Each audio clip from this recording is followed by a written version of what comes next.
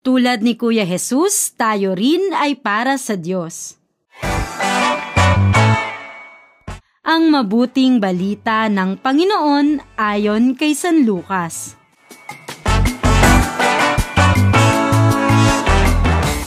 Nang dumating ang araw ng paglilinis sa kanila ayon sa kautusan ni Moises, si Jesus ay dinala ng kanyang mga magulang sa Jerusalem upang iharap sa Panginoon, sapagkat ayon sa tradisyon ng mga Israelita, ang bawat panganay na lalaki ay nakatalaga sa Panginoon at naghandog sila ayon sa hinihingi ng kautusan ng Panginoon, mag-asawang bato-bato o dalawang inakay na kalapati.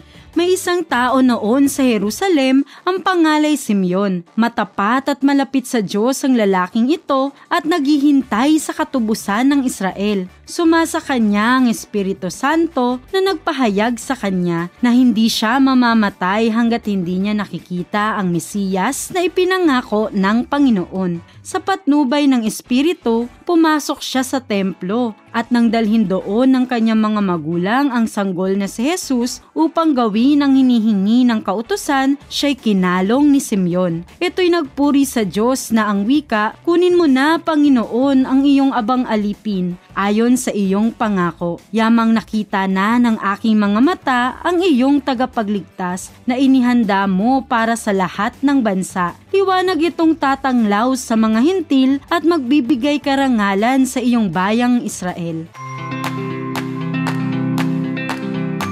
Hello mga bata! Naalala nyo ba kung kailan kayo unang dinala ng inyong mga magulang sa simbahan at kung bakit? Maaaring unang dinala nila kayo noon sa simbahan upang pabinyagan at sa tuwing sila'y nagsisimba. Maaaring ginawa nila ito dahil para sa kanila, ito ay isang tungkulin nila bilang isang Kristiyanong mga magulang at nais nilang mapalapit kayo sa Diyos at lumaking mabuting tao. Alam nyo ba mga bata, 40 araw pa lang noon matapos isilang si Jesus nang siya ay dalhin ng kanyang mga magulang na sina Maria at Jose sa templo, sapagkat ayon sa kanilang tradisyon, ang bawat panganay na lalaki ay dapat dalhin sa templo upang ialay sa Diyos. Mga bata, ang araw na ito ay tinatawag din natin bilang kapistahan ng pagdadala kay Jesus na Panginoon sa templo. Mahalaga ang araw na ito sapagkat itinuturo sa atin ng ating simbahan na dito ipinakilala si Jesus sa atin bilang panganay na pag-aari ng Panginoon. Ibig sabihin nito na sa pagdadala kay Kuya Jesus sa templo ay pinapakita ni na Maria at Jose na siya ang espesyal na pag-aari ng Diyos at ang hinihintay na Mesiyas. Dinala siya sa templo ng Jerusalem at itinalaga siya ng Diyos ayon sa kinagisnang kaugalian ng kanyang mga magulang para sa mga panganay na lalaki. Ang ganitong pagpapakilala kay Jesus ay matagal nang inaasam at inaasahan na makita noon ng bayan ng Diyos, ang Israel.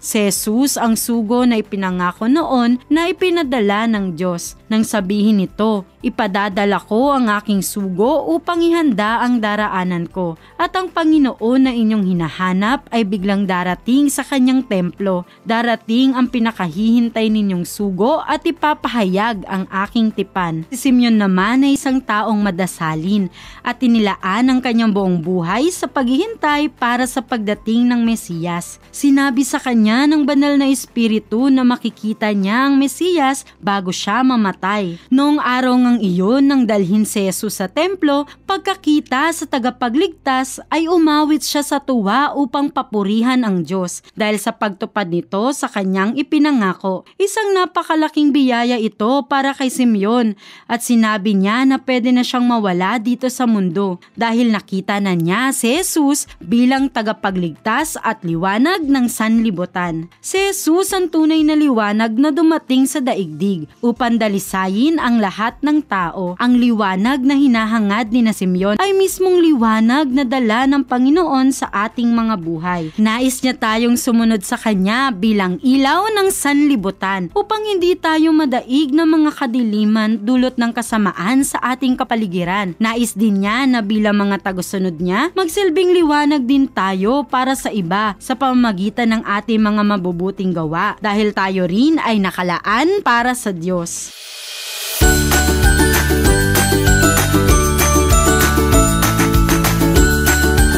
Mga bata, ang hamon sa atin bilang mga binyagang Katoliko sa araw na ito ng kapistahan ng pagdadala kay Jesus sa templo ay: una, laging lumapit kay Kuya Jesus at sa kanyang simbahan. Tayo ay laging inaasahan na patuloy na lumapit at magtiwala sa Diyos. Ugaliing magdasal araw-araw at magsimba tuwing linggo upang magpuri at magpasalamat sa mga biyayang ipinagkakaloob niya sa atin. Makakatulong ito upang ang bawat isa sa atin ay manatiling malapit sa Diyos. At ikalawa, laging tandaan na lahat tayo ay para rin sa Diyos. Noong tayo'y binyagan, tayong lahat ay tinalaga rin sa Diyos. Kung kaya ang bawat isa sa atin ay may tungkuling isabuhay ito sa pamamagitan ng paggawa ng mga bagay na makakapagpasaya sa Panginoon, gaya ng paggawa ng kabutihan sa kapwa, lalo na sa oras ng pangangailangan.